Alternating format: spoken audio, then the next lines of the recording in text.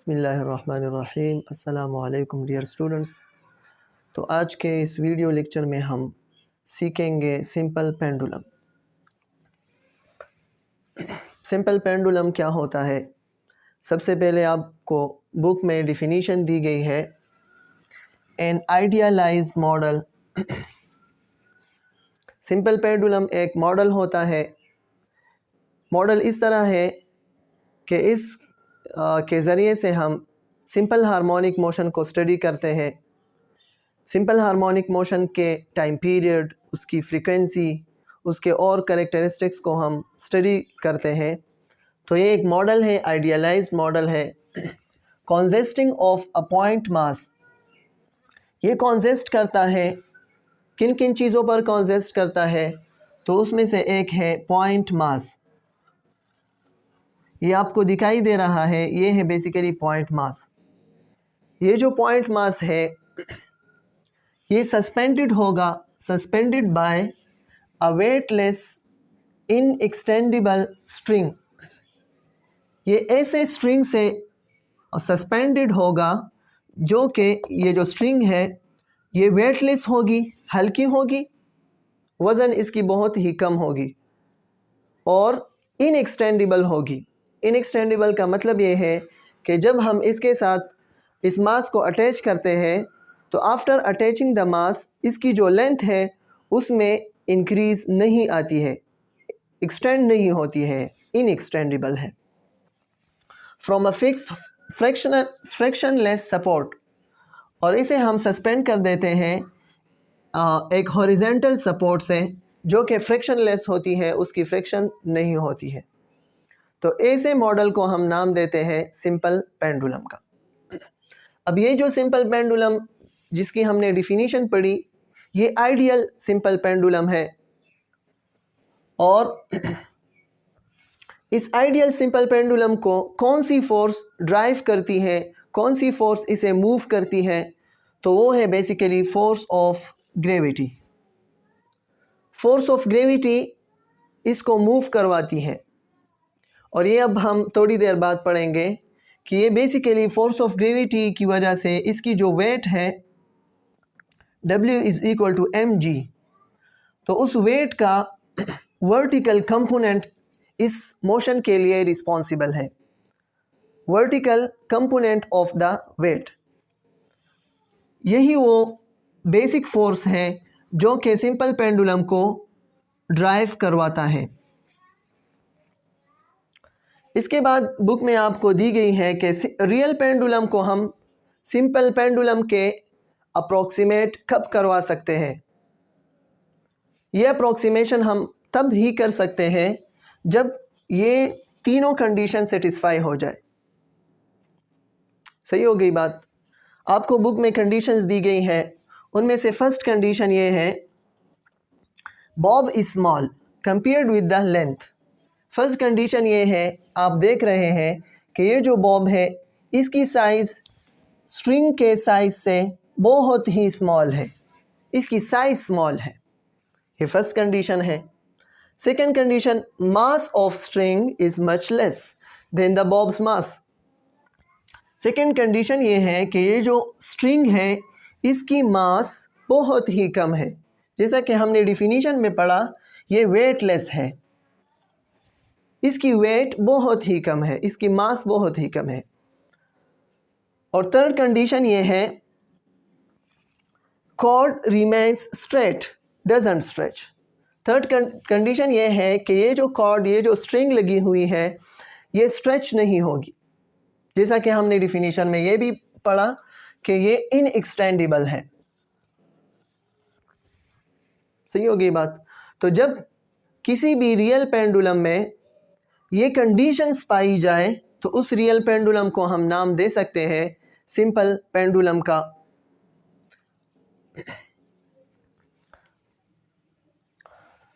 तो अगर हम देखें सिंपल पेंडुलम को कि जब हमने इसे डिस्प्लेस नहीं किया हुआ होता है तो तब इस पर लगने वाले फोर्सेस सिर्फ दो होते हैं। आपने यहाँ पर गौर करना है, अटेंशन यहाँ पर करनी है कि जब सिंपल पेंडुलम की पोजीशन ये होती है तो जब सिंपल पेंडुलम की पोजीशन ये वाली होती है तो यहाँ पर इस पर लगने वाली जो एक फोर्स है डाउनवर्ड वो है वेट, और दूसरी इस पर लगने वाली फोर्स अपवर्ड फोर्स है जो कि स्ट्रिंग में टेंशन की वजह से बॉब पर लगती है, तो वो है बेसिकली टेंशन। ये दो फोर्सेस इस जगह पर बॉब पर लगते हैं और ये दोनों फोर्सेस मैग्नीट्यूड में चूँकि सेम और आप देख रहे हैं डायरेक्शंस में अपोजिट है, लिहाजा इस पॉइंट पर इन दोनों फोर्सेस का अगर हम नेट फोर्स मालूम कर लें तो वो ज़ीरो आ जाता है, लिहाजा the Bob is at rest. सही होगी बात। लेकिन जब हम इस बॉब को डिस्प्लेस करते हैं, हम इस पर फोर्स लगा के इसे डिस्प्लेस कर देते हैं, तो तब बॉब पर जो फोर्सेस लगते हैं उन फोर्सेस का नेट फोर्स ज़ीरो नहीं आता है। वो कैसे? तो उसके लिए हमने देखना होगा ट्राइंगल QRS को। ये आप देख रहे हैं QRS। ये ट्राइंगल QRS कहाँ से आ गया?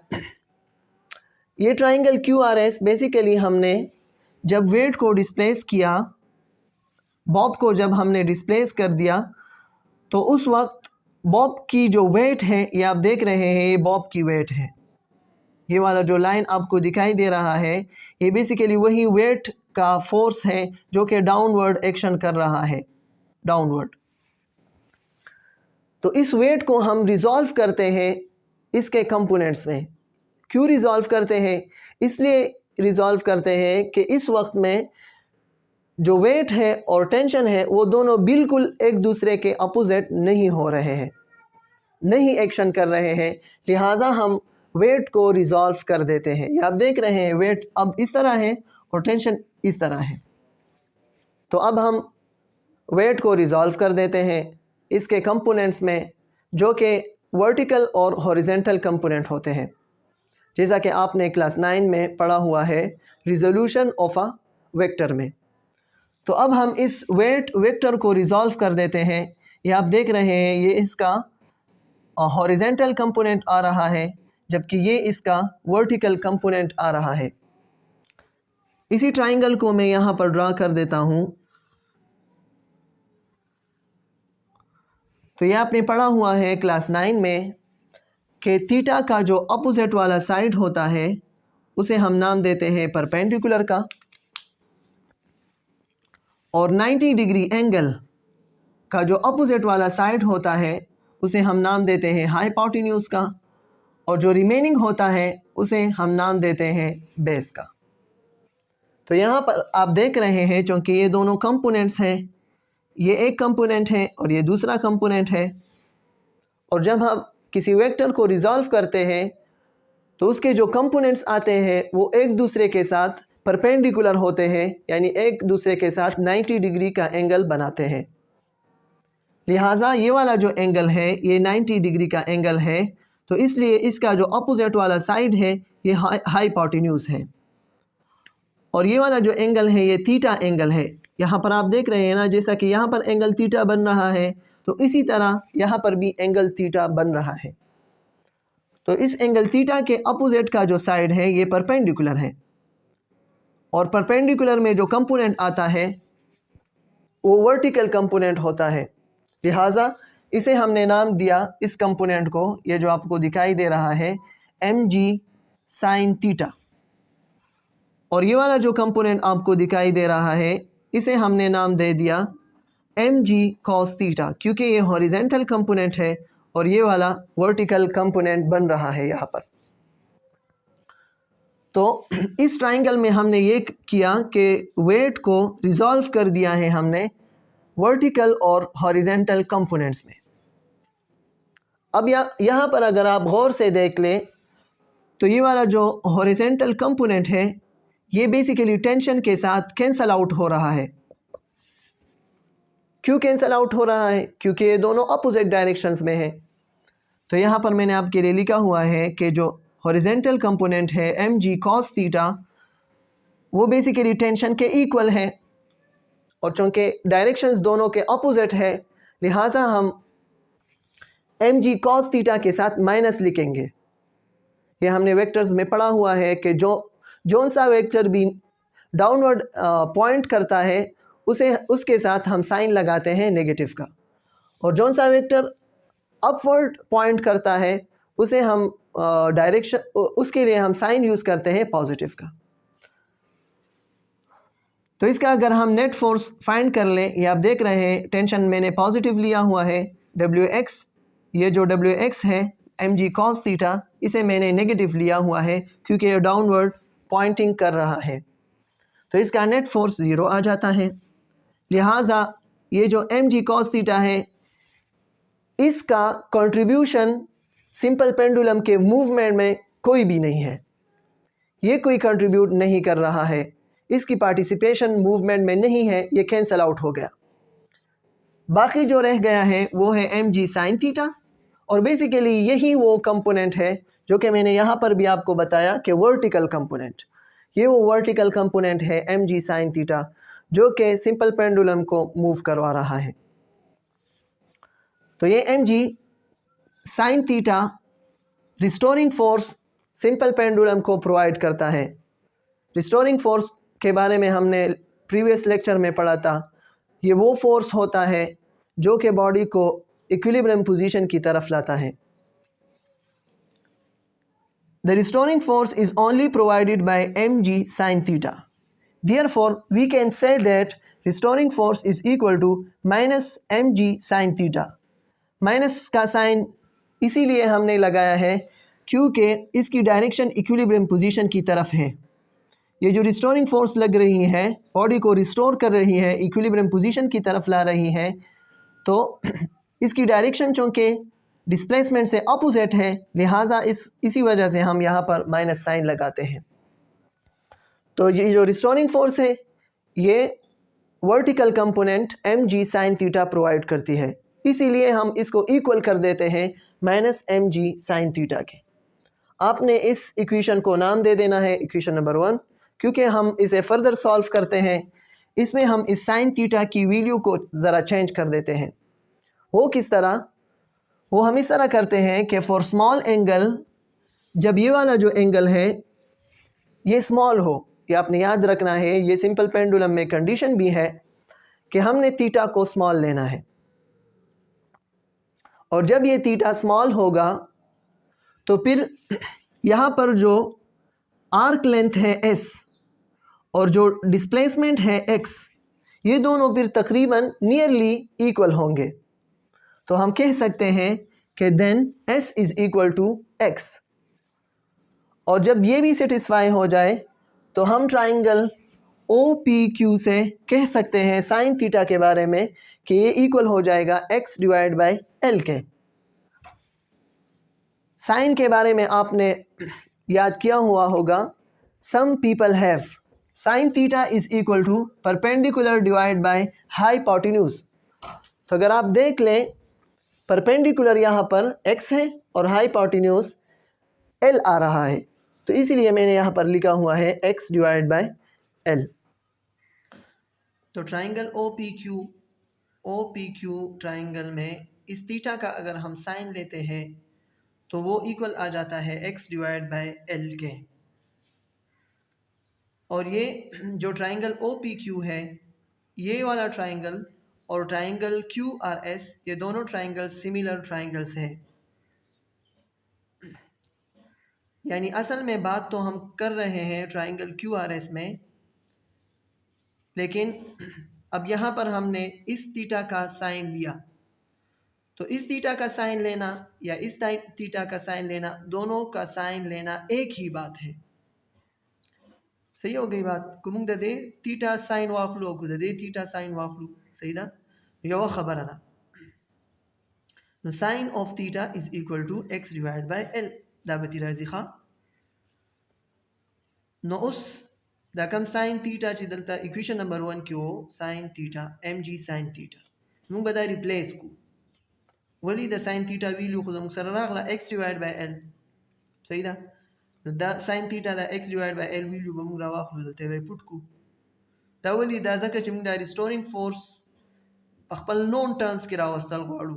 نون ټرمز موږ ته دلته کې دا ډسپلیسمنټ موږ ته نون دی، د سټرینګ لینث موږ ته نون دی، صحیح ده. په دې وجې نه موږ دا ریپلیس کوو. دا ویلو موږ راواخلو، په دې کې به پټ کړو. دا به راشي equation number 1 implies that restoring force is equal to minus mg x divided by n. صحیح شو. اوس فردر موږ ته څه کول دي، نو تاسو کو په غور سره وګورئ. ماس دا د سمپل پینډولم د باب ماس دی. موږ چې یو ایکسپریمنٹ کوو نو موږ په ایکسپریمنٹ په دوران کې ماس خو موږ نه چینج کوو، ماس کانسټنټ دی. دا شانته کې ګریویټي موږ په یو ځای باندې ایکسپریمنٹ کوو نو ایکسپریمنٹ دوران کې ګریویټي خو نه چینج کیږي، ګریویټي به موږ دا کانسټنټ بساتو. سیمیلرلی لینث اف د سټرینګ دا به کانسټنټ دا به نه چینج کیږي، خو صرف تاسو د یو سیستم وګورئ x چې دا د ډسپلیسمنٹ دا خو چې دا سمپل پینډولم داسې موو کیږي نو د ډسپلیسمنٹ د ټایم سره سره چینج کیږي، صحیح ده. ډسپلیسمنٹ د چینج کیږي را چینج کیږي، مطلب دا ویریبل دی. او دین علاوه دا نور چې څومره درې واړه ټرمز دي دا درې واړه کانسټنټس دي. ښه دا خبره ما دلته کړې ده چې ماس m ګریویټي g او لینث l دا کانسټنټس دي. او دا خبره به تاسو یاد ساتئ چې کله مونږه د ایکویشن نه موو کیږو پروپورشنالیټي ته، یعنی ایکسپریشن ته مونږ ځو، نو بیا مونږ څه چل کوو، بیا مونږ کانسټنټس ریموو کوو، صحیح ده. نو اوس مونږ د دې ایکویلیټي نه د ایکویشن نه مونږ ځو پروپورشنالیټي ته. دا خیال مو دی. نو مونږ څه چل کوو، مونږ به دا کانسټنټس ریموو کوو. دا ټول کانسټنټس مونږ وپېژندل چې دا کانسټنټ دی، دا کانسټنټ دی، دا کانسټنټ، دا به ریموو کوو، صرف ویریبل به پاتې شي. ٹھیک شو. ریسټورینګ فورس از ډایرکټلی پروپورشنل ټو ماینس x به پروف شي. او دا بیسیکلی مونږ ویلو چې دا سمپل هارمونیک موشن د لپاره کنډیشن دی. نو دا درې واړه کانسټنټس دي، ښه، ماس، ګریویټي او لینث. او چې کله مونږ د ایکویلیټي نه پروپورشنالیټي ته موو کیږو بیا به مونږ کانسټنټس ریموو کوو. دا یاد ساتئ، دا بالکل اپوزیټ خبره ده. نارملی خو چې کله مونږ د ایکسپریشن مونږ جوړ کړي کنه او مونږ څنګه چې ایکویشن جوړو مونږ پکې کانسټنټ انسرټ کو، صحیح ده. کانسټنټ مونږ څه کوو، انسرټ کوو. تاسو خیال کې کانسټنټ مونږ انسرټ کو. او چې کله مونږ د ایکویشن نه پروپورشنالیټي ته ځو مونږ بیا کې کانسټنټ ریموو کوو، صحیح ده. نو دلته کې چې کوم کانسټنټس ولا مونږ ټول ریموو کړل نو دا راغی ریسټورینګ فورس از ډایرکټلی پروپورشنل ټو ماینس x. او دا بیسیکلی د سمپل هارمونیک موشن هغه کنډیشن و کوم چې مونږه په پریویس لیکچرز کې ډسکس کړو. نو چونکه هغه کنډیشن سټیسفای شو نو دې مطلب دا دی چې د سمپل پینډولم دا کوم موشن چې دی دا سمپل هارمونیک موشن دی. اوس چونکه دا خو فرست کنډیشن سټیسفای شو مونږ هغه سیکنډ کنډیشن به هم سټیسفای کوو، اکسلریشن از ډایرکټلی پروپورشنل ټو ډسپلیسمنٹ.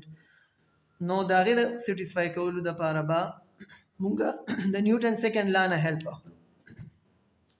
اب څنګه هیلپ اخلو، نو ګور دلته کې دا کم په باب باندې چې ریسټورینګ فورس اپلای کیږي دا خو فورس دی کنه، نو دا فورس بیسیکلی په دې باب کې اکسلریشن پروډوس کوي او د دې باب ماسوم شته دی. اکارډینګ ټو نیوټن سیکنډ لا دا فورس ایکوال دی د ماس او د اکسلریشن د پروډکټ، صحیح شو. نو تاسو هم دا خبر وکړئ چې کوم ریسټورینګ فورس په دې کې پروډوس کیږي دا به ایکوال شي د MA. دله به تاسو نوم ورکړئ ایکویشن نمبر 4. ٹھیک شو.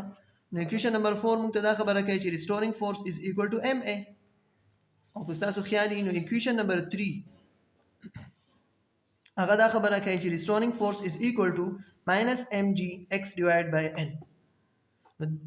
دواړه ایکویشنز 3 او 4 دا کوم کمپیر کو نو دا ایکوال دی، لیفٹ سایډز دی سیم دی، موږ د دې رائټ سایډز کمپیر کولی شو.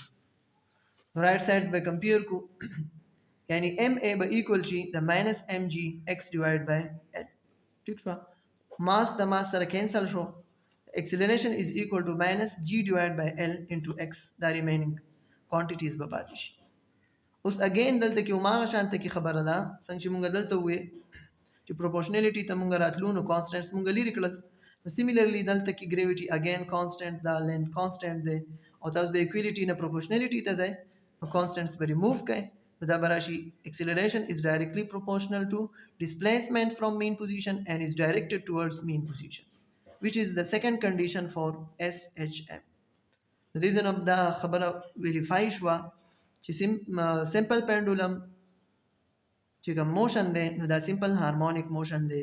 ولی ځکه چې دا دواړه conditions of simple harmonic motions satisfy کوي. ٹھیک شو.